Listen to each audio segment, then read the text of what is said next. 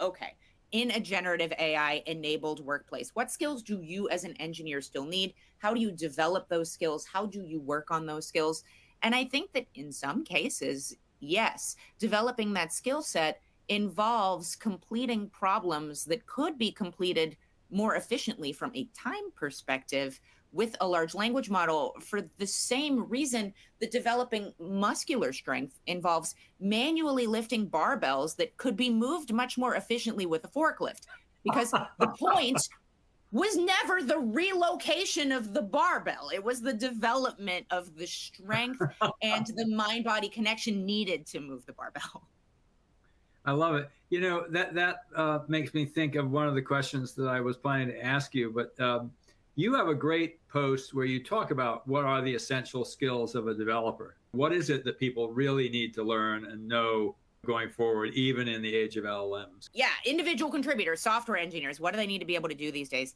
My advice on this, I think, is informed by my experience as an individual contributor myself, working with other individual contributors, a fairly large network of people I meet at conferences who are doing various things with these tools, and then also helping students, helping early career software engineers with this kind of thing. And I think there's a grave need, particularly among engineers, to focus on basically three specific skill sets. So first, we have investigative skills, the ability to scope down the specific area in which we are facing a problem and ask specific questions that help lead us to an answer. I think this skill set is the primary driver of one's ability to gather context on heretofore unknown code. This skill set is also the primary driver of one's ability to debug a program that's not working as intended or expected.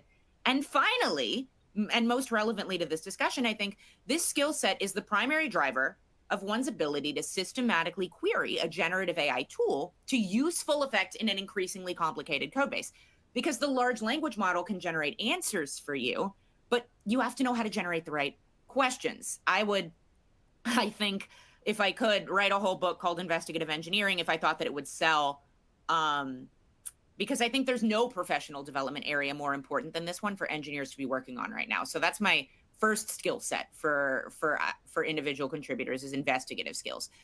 The second one is evaluative skills. And evaluative skills to me comprises the ability to select from a range of options based on how their benefits and shortcomings stack up against our decision criteria in our specific situation.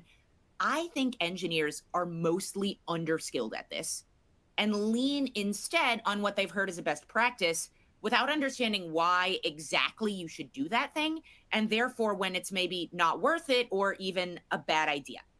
I think this skill set also dictates the degree to which we can effectively and efficiently sort like useful and not useful answers from a generative AI tool, coincidentally. So we've got the investigative skill set, we've got the evaluative skill set.